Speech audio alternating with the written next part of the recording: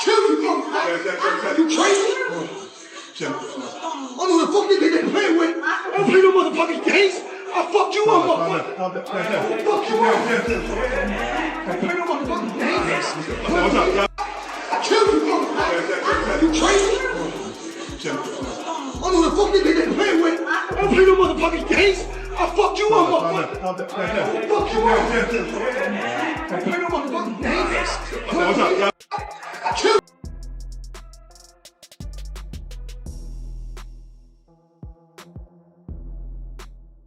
This press conference was supposed to be about Gervonta Tank Davis and Jake Paul.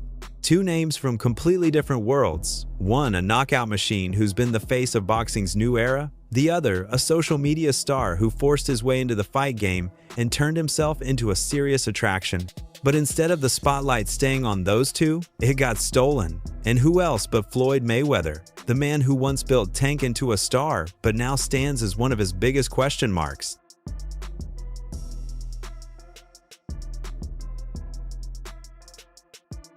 So let's break it down. The energy in that room was already on edge. Think about it. Tank and Jake Paul are fighting in a matchup nobody thought they'd see.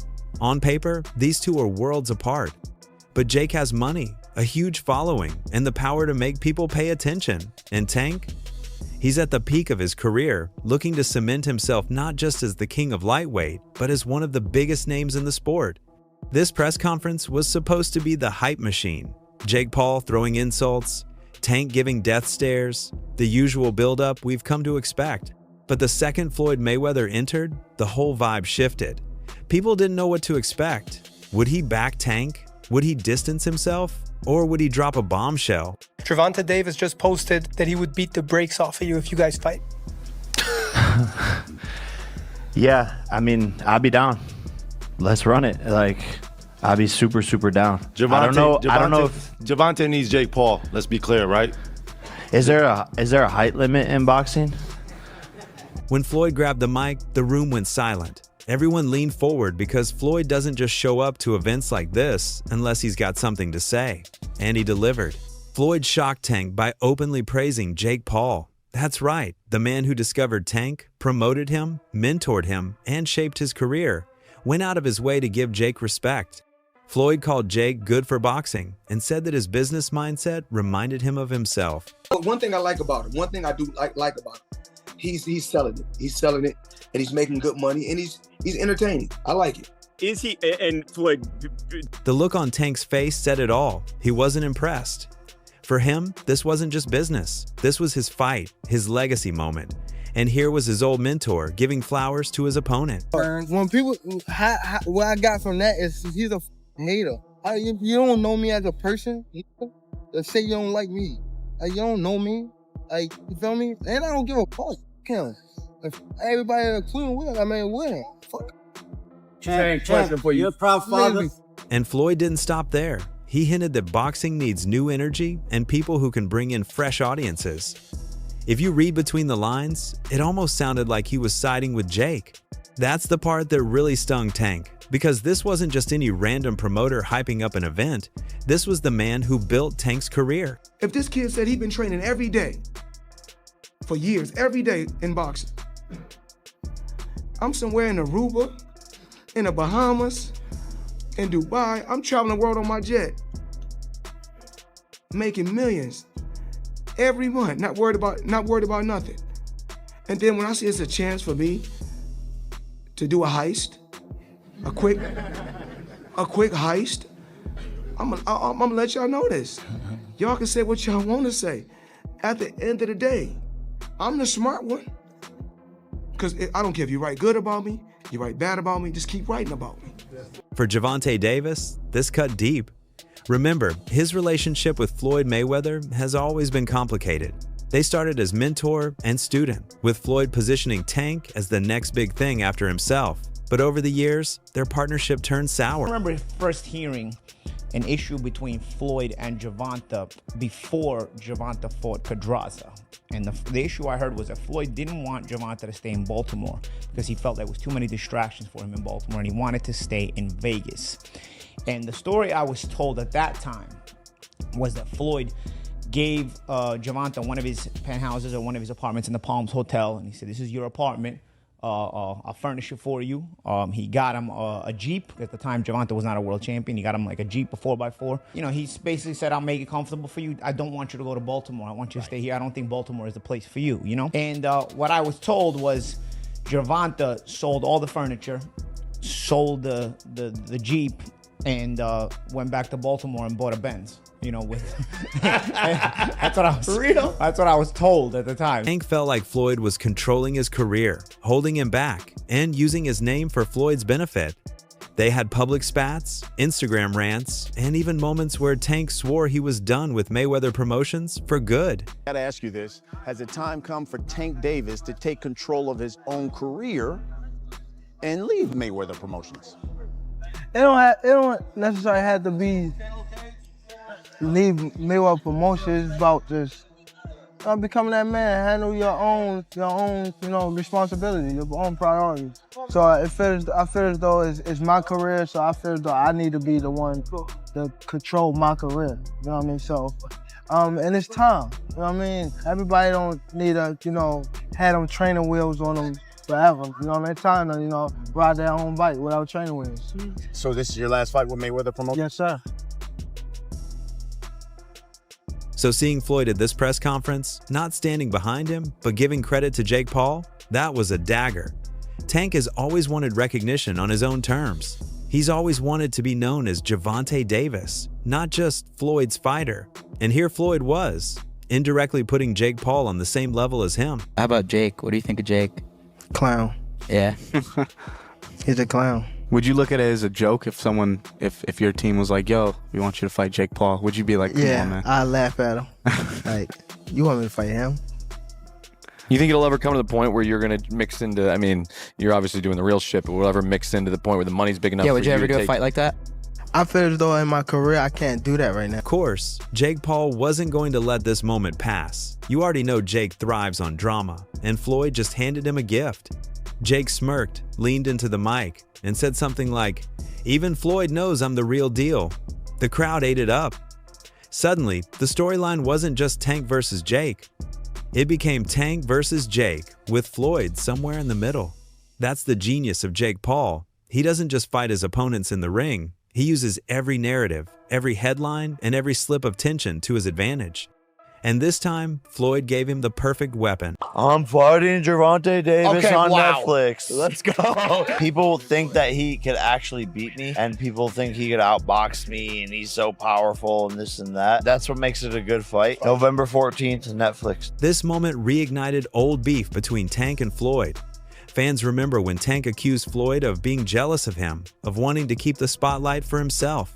Tank even once said Floyd never wanted to see him surpass what Floyd accomplished. And whether that's true or not, moments like this add fuel to the fire. Set you off that you was like, I gotta do that. A lot of people don't know that what Floyd do. He said. So you feel like it was a sub, like he was subbing you, like, oh, like he was going at me. He was going at me, and I knew for sure he was going at me. That's why I went at him. There's no reason for me to go at Floyd. Yeah, that's what I was thinking. Cause it's weird. I feel like y'all got, I would say love, hate, but it's been like the last interview you showed them love. This week it was whatever. But is that sometimes like, you know, is it just like big bro, little bro seeing things different, or what is it to you? No, Floyd don't never. He felt as though I'm at that point where as though I passed him. And I'm doing it at a young age. Wait, like when Floyd was 29, you'll see, bro. Yeah. That deal that I'm talking about. Yeah. Oh, that's a part of deal. He don't know about that yet. But that's bigger than his deal. Damn. Wow. And I'm just releasing it. Exclusive. That's exclusive. Bigger than Floyd deal? Yeah. Tank, don't cap, nigga. That's a lot of bread. You'll see. It's gonna come out. Because let's be real, Tank doesn't want to share a stage with Jake Paul. He doesn't want to be compared to Jake Paul. And he definitely doesn't want Floyd Mayweather giving Jake Paul the type of recognition Tank spent years trying to earn. Who were you gonna call out? What was the plan originally? I think he was here. He came in my locker room. Shakur Stevenson? He wasn't in my locker room. Jake Paul? Next question. God damn, that's not the Gervonta I know. Now, the big question, why would Floyd do this? Why would he show up and basically sidestep Tank to hype Jake Paul?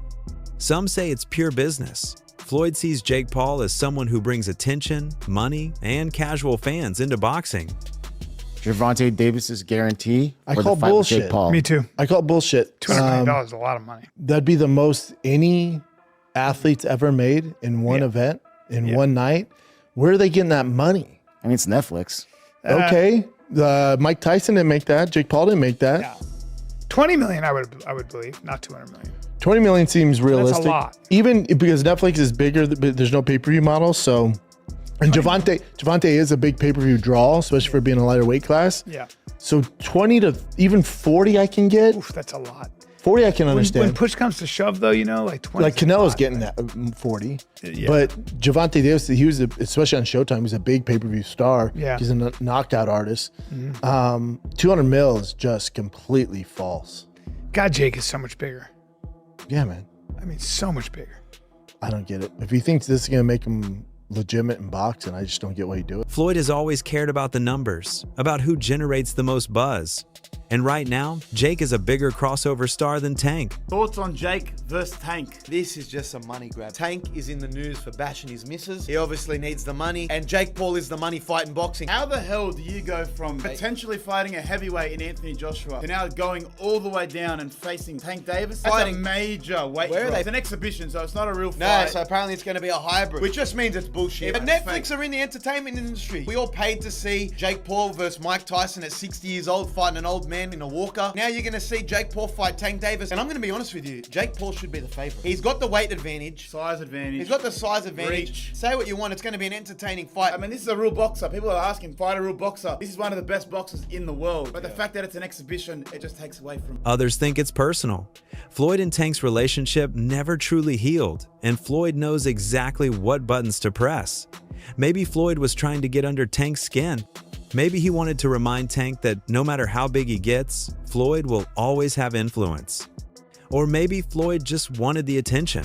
He's a master at controlling narratives, and by dropping those comments, he guaranteed that people would talk about him just as much as Tank and Jake. When Floyd left Bob Arum, it's good for them to do it and become their own boss. And then if another guy does it, it's not good for the sport. He's disloyal. And what's wrong with Tank saying he want to be his own boss? And honestly, I've been there. The relationship between them two is very toxic.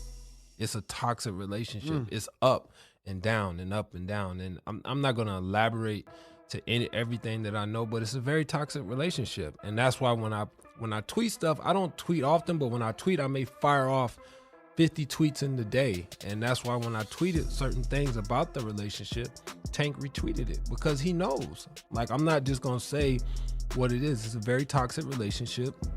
It's back and forth.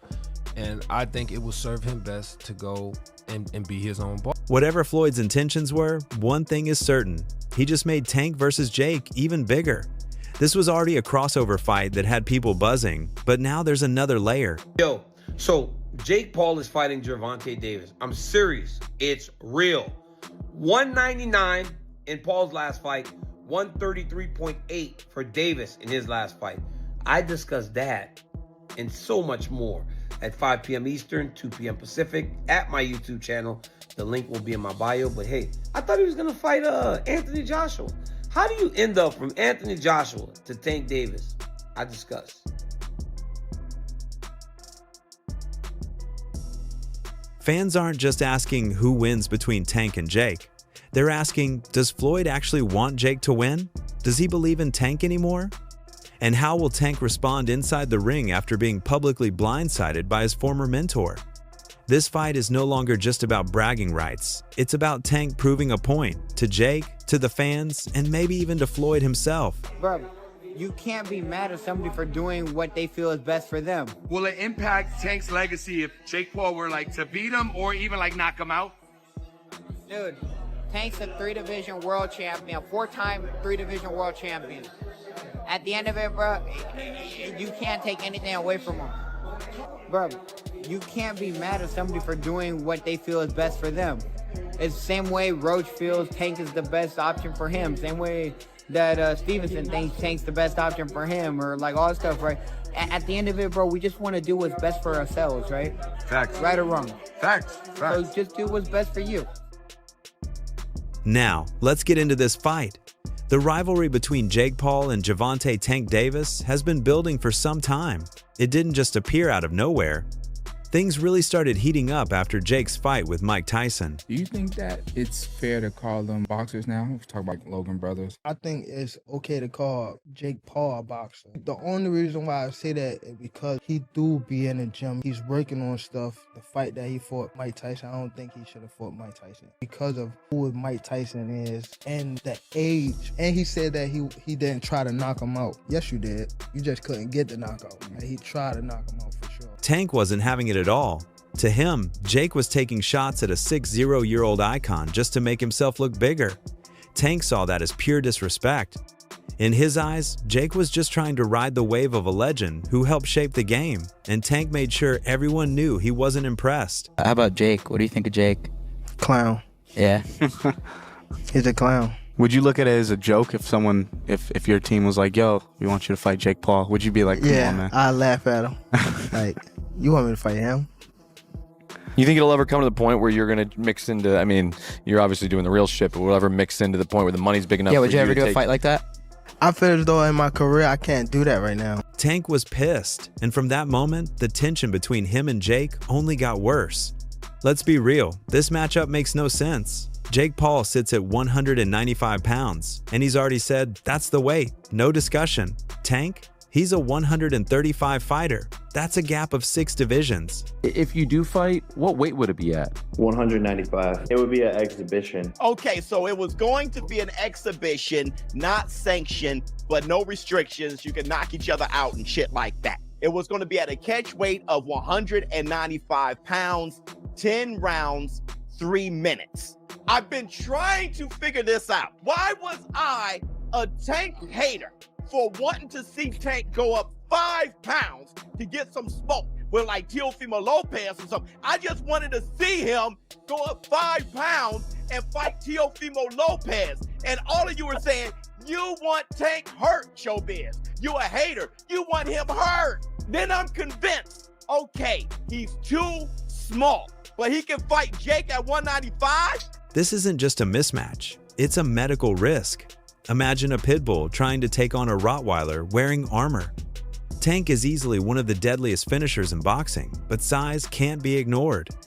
If Jake can take Tank's hardest shots unfazed and return fire with his own power, things could turn against Tank quick, making this fight a serious gamble. Tank probably could get hurt. You know, this dude's 200 pounds at the end of the day, and it's not like he's a bum. No, he's not on Tank level, but a good big guy beats a great little guy. That's the phrase. This is a bad look. It's just, again, it's going to be hard for Tank to walk away from the big business that is this fight. It's a huge payday. I guess Tank fans definitely need to be worried. I know you guys think he's Superman. Jake Paul being 195 and then rehydrating. Tank fighting at 135. Coming in at like 133 where people are like, man, look, he can make lightweight. That's a 60-pound gap. That shit got to be dangerous and even unfair. Can his punches even hurt Jake? It can't be safe. And it goes beyond just the size gap. Jake's pushing for crazy terms. No judges, no headgear, and knockouts fully allowed. This isn't some playful celebrity exhibition. It's more like a legalized street fight.